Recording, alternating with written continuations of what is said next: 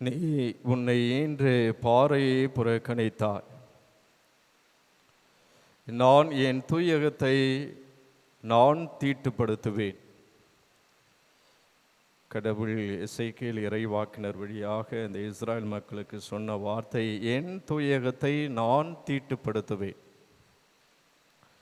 பிரியமான சகோதர சகோதரி, ஏன் கடவுள் தன்னுடைய தூயகத்தை தீட்டுப்படுத்த வேண்டும்?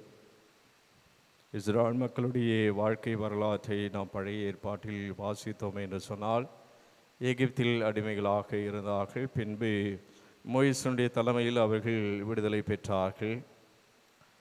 சீனால் மலையில் 10 கட்டளையை பெற்று அவர்கள் உடன்படிக்கை செய்து கொண்டார். நான் உங்கள் கடவுளாயிருப்பேன், நீங்கள் என் மக்களாயிருப்பீர்கள்.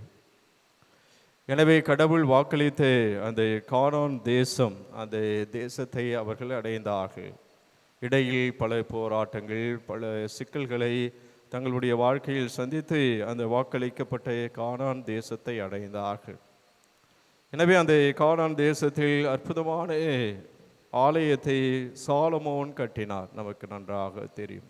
தாவீது கட்ட விரும்பினார், ஆனால் அவரால் கட்ட முடியவில்லை. காரணம், தன் பலவீனத்தால் செய்த பாவத்தால் அந்த கடவுளுடைய புனிதமான ஆலயத்தை அவரால் கட்ட முடியவில்லை. மாறாக அவருடைய மகன் சாலமோன் அரசர் அந்த ஆலயத்தை கட்டினார்.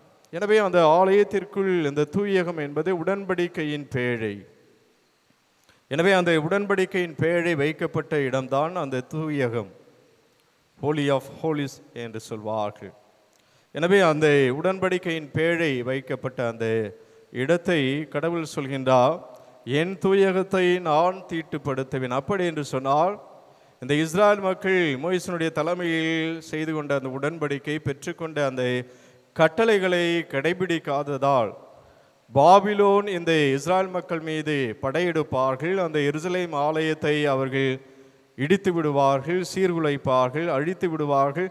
இவர்களை அடிமைகளாக அழைத்து செல்வார்கள். அப்பொழுது அந்த உடன்படிக்கை பேழை வைக்கப்பட்ட அந்த தூயகம், கடவுளுடைய பிரசனம், இதை அவர்களுடைய பெருமையாக நினைத்தார்கள். எனவே அந்த பெருமையை அவர்கள் அழித்து விடுவார்கள் என்பதை சுட்டிக்காட்டும் விதமாகத்தான் அந்த எசேக்கியேல் இறைவாக்கினர் வழியாக கடவுள் என் தூயகத்தை நான் தீட்டுப்படுத்துவேன், ஏனென்று சொன்னால் இவர்கள் கடவுள் கொடுத்த அந்த கட்டளையை கடைபிடிக்கவில்லை. இன்றைய நற்செய்தியில் செல்வரான இளைஞர், அவர் ஆண்டவர் இயேசு கிறிஸ்துவிடத்தில் வருகின்றார். அவர் நிலை வாழ்வை உரிமையாக்கிக் கொள்ள நான் என்ன செய்ய வேண்டும்? ஏசு சொல்றார், கட்டளைகளை கடைபிடி. ஏனென்று சொன்னால் உனது மூதாதையர்கள் அதை தான் செய்தார்கள், அதை செய்ய தவறினார்கள். அதனால் அவர்கள் பல அழிவுகளை சந்தித்தார்கள், அடிமைகளாக அழைத்து செல்லப்பட்டார்கள். எனவே அந்த கட்டளைகளை கடைபிடி என்று சொன்ன உடனே நான் அவற்றையெல்லாம் கடைபிடிக்கின்றேன்.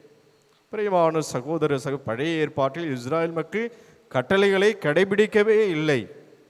ஆனால் புதிய ஏற்பாட்டில் இன்று வாசிக்கப்பட்ட செல்வரான இளைஞர் கட்டளைகளை கடைபிடித்தால் ஆனால் அதனுடைய சாரம்சத்தை அவர் கடைபிடிக்க மறந்துவிட்டார். என்ன சாரம்சம்?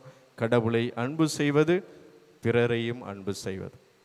கடவுளை அன்பு செய்ய அவர் தவறவில்லை, மாறாக பிறரை அன்பு செய்ய வேண்டும் என்பதுதான் கட்டளையினுடைய சாரம்சம். எனவே அதை கடைபிடிக்க அவர் தவறிவிட்டார். நமது கிறிஸ்தவம் இதைதான், சிலுவையும் இதைதான் நமக்கு சுட்டி காட்டுகிறது. கடவுளை அன்பு செய்ய வேண்டும், பிறரையும் அன்பு செய்ய வேண்டும். இதுதான் கிறிஸ்துவத்தினுடைய அடிநாதம்.